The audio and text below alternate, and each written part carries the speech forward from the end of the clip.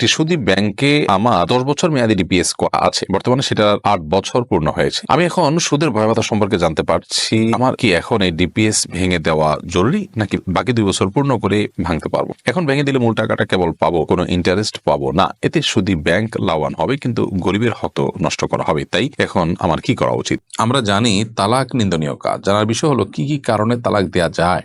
আমি বিয়ের কাবিননামায় টাকার অঙ্ক না লিখে স্বামীর নাম লিখতে চাচ্ছি, যেন কখনো বিচ্ছেদের সম্ভাবনা তৈরি হলে মহারণা হিসাবে আবার স্বামীকে পাই। এটা জায়েজ কিনা? গুনাহমুক্ত জীবনযাপন করার উপায় কি? সৃষ্টিকর্তার অস্তিত্ব নিয়ে আমার মনে সবসময় প্রশ্ন ঘোরাঘুরি করে। এটি বেশি ভাবলে গুনাহ হবে ভেবে চিন্তা না করার চেষ্টা করি, তারপরে এসব আমার মাথায় ঘোরাঘুরি করে। এটা থেকে প্রতিরোধের উপায় কি? আরবি হাবিবুল্লাহ বাশার রাজন আপনি লিখেছেন, জিন্স প্যান্ট নাভির উপরে না উঠালে কি গুনাহ হবে? ভাই রাজন, জিন্সের প্যান্ট যখন আপনি পরবেন তার উপরে যদি আপনার গেঞ্জি বা শার্ট ইত্যাদি থাকে, তাহলে ওইটা নাভির নিচে থাকলেও সমস্যা নেই। তবে হ্যাঁ, নাভি থেকে হাঁটু পর্যন্ত একজন পুরুষ তার এই সতরটা তাকে ঢেকে রাখতে হয়। সো কোনো না কোনো ভাবে ঢেকে রাখতে হবে। এখন প্যান্ট যদি নিচে থাকে, তাহলে তার উপরে শার্ট আছে, তো শার্টে ঢেকে রাখছে, তাহলে সেটা যথেষ্ট হবে আপনার জন্য। যদি শার্ট না থাকে, গেঞ্জি না থাকে, শুধু প্যান্ট পরা থাকে এবং সেটা নাভির নিচে যায়, তাহলে সেক্ষেত্রে সতর ও মুক্ত করার যে গুনাহ, সে গুনাহ হবে। গুনাহমুক্ত জীবনযাপন করার উপায় কি? পরিপূর্ণভাবে গুনাহমুক্ত জীবনযাপন করা আসলে কঠিন, অনেক ক্ষেত্রে অসম্ভব, কিন্তু ইমানদারের চেষ্টা থাকবে গুনাহমুক্ত জীবনযাপন করার জন্য। আর সেটির সবচেয়ে সহজ উপায় হলো গুনাহের পরিবেশ, গুনাহের প্রতিবেশ, এগুলো থেকে নিজেকে দূরে রাখা। যত বেশি আপনি গুনাহের পরিবেশ থেকে দূরে থাকবেন, তত বেশি গুনাহ থেকে বেঁচে থাকা আপনার জন্য সহজ হবে। দ্বিতীয়ত, গুনাহমুক্ত জীবনের জন্য নিজের দৃঢ় সংকল্প এবং ঐকান্তিক প্রচেষ্টা খুব বেশি গুরুত্বপূর্ণ। কেউ যখন নিজেকে তাকওয়ার উপরে রাখবার সংকল্প করেন এবং সেই সংকল্পটা যখন খুব সুদৃঢ় হয়, তখন তার জন্য সেই কাজটা আল্লাহ সুবহানাহু ওয়া তাআলা সহজ করে দেন। আল্লাহ বলেছেন, আল্লাযীনা জাহাদু ফীনা লানাহদিয়ান্নাহুম সুবুলানা। কেউ যখন আমার রাহে আসার চেষ্টা করে, সেই চেষ্টা থাকে সর্বোচ্চ পর্যায়ের চেষ্টা, সাধনা, তখন আল্লাহ সুবহানাহু ওয়া তাআলা বলেছেন যে লানাহদিয়ান্নাহুম সুবুলানা, তাকে অবশ্যই আমি আমার দিকে আসার বহু পথ দেখিয়ে দেব। তো একজন মুসলিম তিনি চেষ্টা করবেন তার জায়গা থেকে গুনাহমুক্ত জীবন যাপন করার জন্য। পরিবেশ যেমন বেছে নেবেন, সেরকম গুনাহের পরিবেশ যেন না থাকে সেরকম পরিবেশ বেছে নেবেন তার জীবনযাপনের জন্য। ঠিক তেমনি ভাবে যারা গুনাহ থেকে বাঁচার জন্য সংগ্রাম করে, সেরকম মানুষজনের সান্নিধ্য, তাদের সোহবত, তাদের সাহচর্য, সেটাকেও তিনি বেছে নেবেন।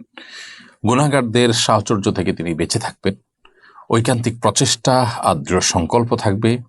কোনো গুনাহ হয়ে গেলে দ্রুততার সাথে তওবা করে, লজ্জিত হয়ে, অনুতপ্ত হয়ে আল্লাহর কাছে মাফ চেয়ে নেবেন এবং সর্বোপরি আল্লাহ সুবহানাহু ওয়া তাআলার কাছে দোয়া করবেন, চোখের পানি ফেলবেন। ইনশাআল্লাহ এর মাধ্যমে আমরা গুনাহমুক্ত জীবন যাপন করতে পারবো।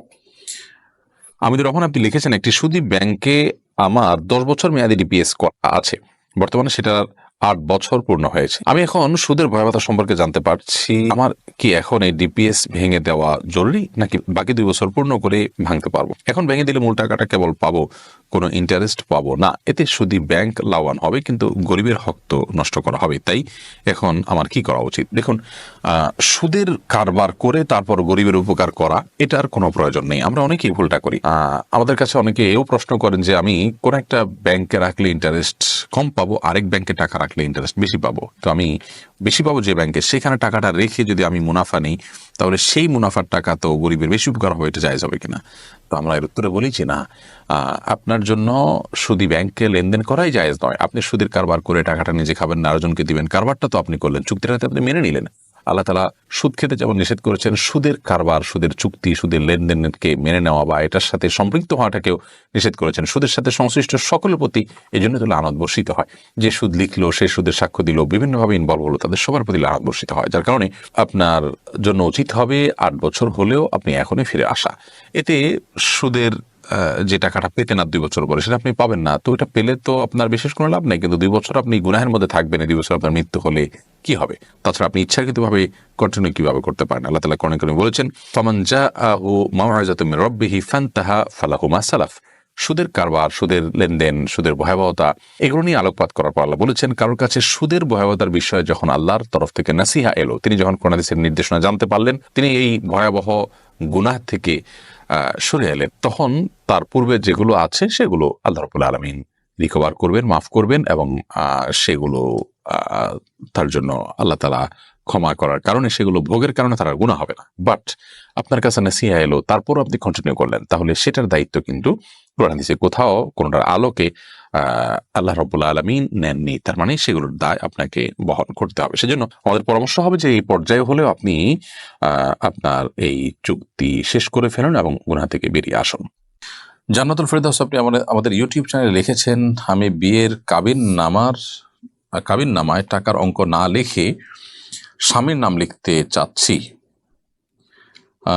যেন কখনো বিচ্ছেদের সম্ভাবনা তৈরি হলে মহারণা হিসাবে আবার স্বামীকে পাই। এটা জায়েজ কিনা দয়া করে জানাবেন। না বোন জান্নাতুল ফেরদাউস, এটা অভিনব আপনার আইডিয়া, কিন্তু এটা সঠিক নয়। বিয়ের কাবিননামায় আপনার এমন কিছু উল্লেখ করতে হবে যেটা আসলে কোনো একটা বিনিময়যোগ্য বা যেটার কোনো একটা মূল্য বের করা যায়। সো মোহর হিসাবে আপনি স্বামীর লেখাটা ভুল হবে। স্বামী তো আপনি বাই ডিফল্টই পাচ্ছেন, কিন্তু আপনি যে আপনার চিন্তার কথা, যে থিঙ্কিং এর কথা বলেছেন, সেটি আবেগের কথা, বাস্তবতার কথা নয়। বাস্তবতার কথা হলো যে মোহরের ঘরে আপনার কোনো টাকার অঙ্ক, স্বর্ণ গহনা বা এমন কিছু লিখতে হবে যেটা বিনিময়যোগ্য বা যেটা আর কোনো একটা মূল্য বের করা যায়, তাহলে সেক্ষেত্রে সেটা মোহর হবে। এর বাইরে আপনি এমন কিছু যদি লেখেন যেটা আসলে মোহর হওয়ার উপযুক্ত নয়, তাহলে সেক্ষেত্রে বিবাহ হয়ে যাবে। এ ধরনের কোনো কিছুকে মোহর হিসাবে ধার্য করে বিয়ে করলে কিন্তু সেক্ষেত্রে আপনার বংশের আপনার মতো এরকম গুণের মেয়ের যেরকম মোহর হয়ে থাকে, সেই মোহরের মিছিলটা এখানে বাই ডিফল্ট ফিট হয়ে যাবে। অর্থাৎ ওইরকম মেয়ের যে মোহর হয়, যেরকম মোহর হয় সেরকম মোহর এখানে ফিক্স হয়ে যাবে। এমডি শরীফুল ইসলাম আপনি লিখেছেন, আমরা জানি তালাক নিন্দনীয় কাজ, জানার বিষয় হলো কি কি কারণে তালাক দেয়া যায়।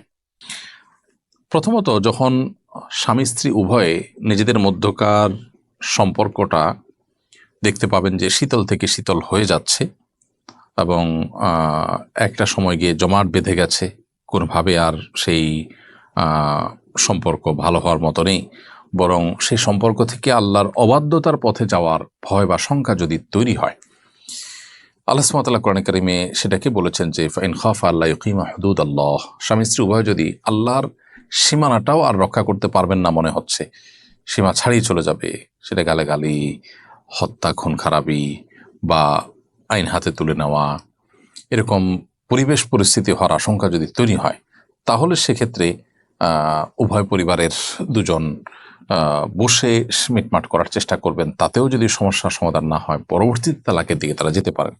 এটা হলো তালাকের একটা কারণ। এর বাইরে স্বামী স্ত্রীর মধ্যকার তালাকের নানাবিধ কারণ থাকতে পারে। যখন এরকম হবে যে তাদের একজন এতটাই ফাঁসেকি জীবন যাপন করবেন যে তার সংশোধনের সমস্ত পথ বন্ধ হয়ে যায়, আশা ছেড়ে দেন, তখন সেক্ষেত্রে ভবিষ্যৎ প্রজন্ম এবং নিজের খারাপ সঙ্গী থেকে নিজেকে রক্ষা করবার প্রয়োজনে তালাকের উদ্যোগ নেওয়া যেতে পারে। এটা পরিবেশ পরিস্থিতির উপর নির্ভর করবে।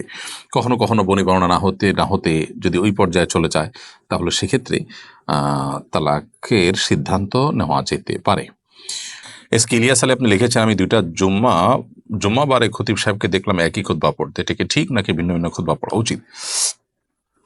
জুমার দ্বিতীয় খুতবা যেটা, এটা তো একই খুতবা থাকবে, সেটা ঠিক আছে। আর প্রথম খুতবা যেটা, সেটা আসলে পরিবর্তন হবে, সেটা পরিবর্তন হওয়াটা উত্তম। কারণ প্রত্যেক জুমাতে আলাদা আলাদা বিষয় খুতবা দেওয়া উচিত। যেহেতু আমাদের দেশে খুতবা আরবিতে দেওয়া হয় এবং অডিয়েন্সের বেশিরভাগ খুতবা বোঝেনি না, এই জন্য আসলে খুতবা পরিবর্তন করা না করাতে তেমন কোনো পার্থক্য হয় না। তবে এর সাথে ওই জুমার নামাজ সহি হওয়া, বিশুদ্ধ হওয়া কিংবা না হওয়ার কোনো সম্পর্ক কিন্তু নেই। জাস্ট উত্তম অনুত্তমের ব্যাপার আমরা বলেছি। আমি একজন ছাত্র, আমার সকল খরচ আমার বাবা মা দেন। আমি আমার খরচ থেকে বাঁচিয়ে নিয়মিত দান সাদকা করার চেষ্টা করি। এসব দানের সব আমি পাবো নাকি আমার বাবা পাবেন, যেহেতু এই টাকার প্রকৃত মালিক আমার বাবা? আপনার বাবা যদি আপনাকে খরচের টাকা দেন, সেখান থেকে বাঁচিয়ে আপনি যদি দান করেন, তাহলে তার সব আপনি পাবেন মূলত। পাশাপাশি একই ভালো কাজে কয়েকজন মানুষের বিভিন্নভাবে ইনভলভেশন থাকলে উভয়কে বা সবাইকে আল্লাহ সুবহানাহু ওয়া তাআলা সব দান করেন। সেক্ষেত্রে আপনার বাবা এখানে উপার্জন করে টাকাটা আপনাকে দিয়েছেন এবং ভালো কাজে তারও ভূমিকা এখানে রয়েছে, তিনি উপার্জন করেছেন বিধায় আপনি দিতে পেরেছেন। এইসব কারণে তিনিও আল্লাহ সুবহানাহু ওয়া তাআলার কাছে আজর পাবেন ইনশাআল্লাহ তাআলা। সৃষ্টিকর্তার অস্তিত্ব নিয়ে আমার মনে সবসময় প্রশ্ন ঘোরাঘুরি করে। এটি বেশি ভাবলে গুনাহ হবে ভেবে চিন্তা না করার চেষ্টা করি, তারপরে এসব আমার মাথায় ঘোরাঘুরি করে। এটা থেকে পরিত্রাণের উপায় কি? দেখুন, প্রথম কথা হলো যে আল্লাহ রাব্বুল আলামিনের সম্পর্কে বাজে চিন্তা মনের মধ্যে আসাটা এটা প্রমাণ করে যে আপনার মধ্যে ঈমান আছে। প্রিয় নবী সাল্লাল্লাহু আলাইহি সাল্লাম ঠিক এই ধরনের একটি প্রশ্নের উত্তরে এরকম কথাই বলেছেন। তাকে একজন সাহাবী যখন বলেছেন যে আল্লাহ সম্পর্কে আমার মনে বাজে চিন্তা আসে, তখন নবী সাল্লাল্লাহু আলাইহি সাল্লাম বলেছেন যাকা নফসুল ঈমান, এইটাই তো ঈমানের ব্যাপার, যে তোমার মনের মধ্যে আল্লাহ সম্পর্কে বাজে চিন্তা আসছে, শয়তান তোমার মধ্যে ঈমান আছে দেখে সেটাকে সরাবার চেষ্টা করছে।